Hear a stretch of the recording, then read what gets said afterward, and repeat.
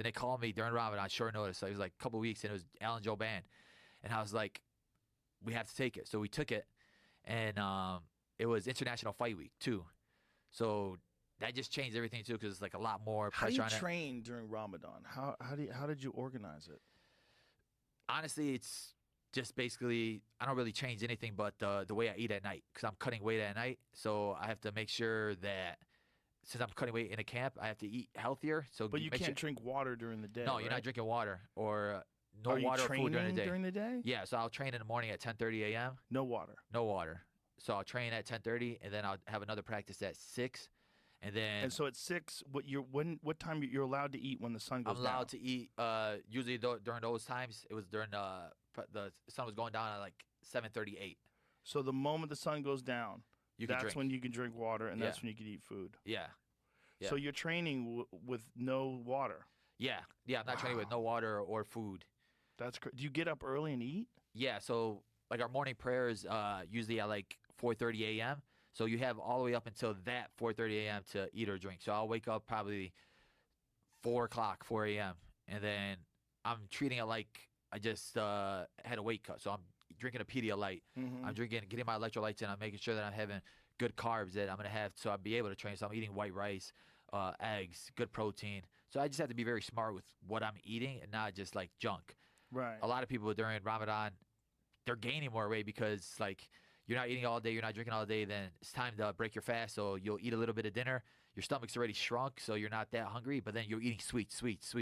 And that's the biggest thing for us is like your mom's making all these sweets during Ramadan. You want to try this, and this. So for me, it's just being way more disciplined during it. And that's got to be hard to not drink water while you're training.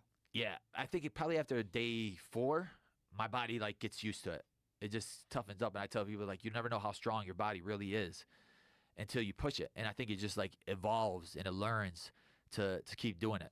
So your second training session of the day, why don't you schedule that after it's dark out? I started doing that at this camp because when I fought Luque, it was during Ramadan. So my coach is like, hey, we're going to adjust everything to that. So my second training camp was always at 9 p.m. at night. But for the Alan Joe Band fight, it was still like, I didn't care. I wasn't even, like I said, I wasn't thinking about the science of it or anything like that. I was like, let's tough it out. So I was still training twice a day. And then so with the Luque fight, did you eat dinner first and then go to train? Yeah, I would eat dinner. Water? Yeah, I would eat dinner and then go train again at night. And all the guys they would adjust their schedule. The whole team would come at like 9:30 p.m.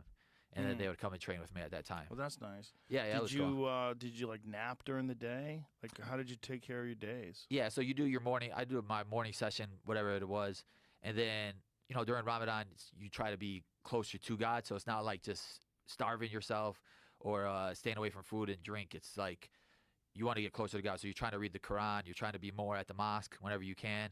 There's a night prayer that we do, and it's like a late night prayer that everybody goes to the mosque at the same time. It's called Tarawih. So a lot of it is just doing as much as you can possible to be closer to God and be a better Muslim. So during the day, getting your mind off the fight, where I think it helps me a lot of the time too, because I'm not stressing about the fight because I'm trying to be the best type of Muslim I can be.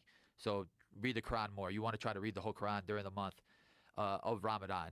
And you want to just bring yourself closer to that, learn more about it, learn more about the religion, everything like that. So, if you had a title shot that took place during Ramadan, would you have any apprehension? Like, if you had your qualms, if it was your choice, would you rather have a fight outside of Ramadan, or would you be fine getting a title shot during Ramadan? No, I would definitely want outside of it.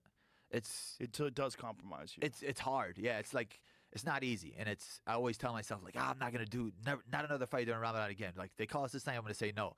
But then when they call you with a main event fight, right, against a guy that beat you before, it's like I'm never gonna say yeah. Has Habib ever fought during Ramadan? No. A lot of them they refuse to, or they decide not to, and they, like they said, they just focus strictly on the religion aspect of it.